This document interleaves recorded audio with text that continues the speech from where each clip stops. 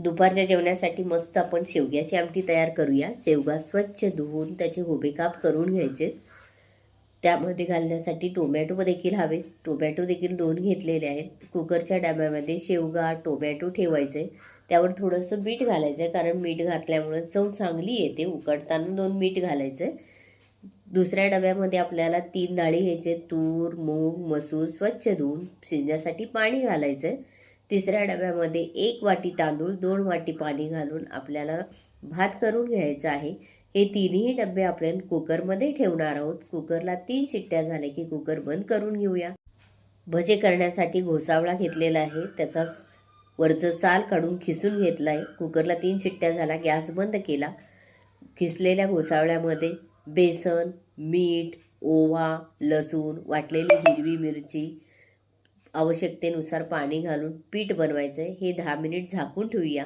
तोपर्यंत आपण आमटी करायची आहे। आमटी करण्यासाठी डाळीमध्ये मी मीठ हळद तिखट मसाला घालून डाळ हाटून घेतली। टोमॅटोच्या वरचे साल काढायचे, टोमॅटो देखील बारीक करून घ्यायचे।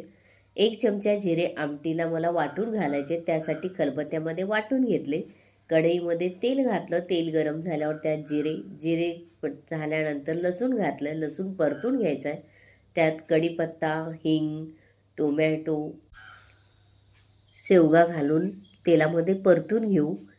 नंतर हाटलेली डाळ घालायची आहे। आपल्याला आमटी जेवढी पाहिजे तेवढं पाणी घालून घ्यायचं आहे। थोडीशी यावर कोथिंबीर घालू। आमटीला अर्ध झाकण ठेवून उकळी काढून घेऊ।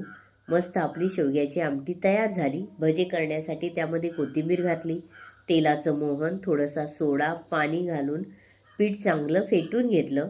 आता आपल्याला भजे करायचे। कडकडीत तेलामध्ये चमच्याच्या साहाय्याने किंवा हाताच्या साहाय्याने तुम्ही भजे करू शकता। मस्त खमंग कुरकुरीत भजे तयार झालेले आहेत।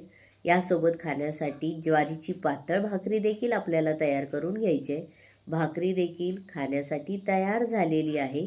तर आज आपण दुपारच्या जेवणामध्ये जेवण करूया। भाकरी भजे आमटी भात दहीवर साजूक तूप।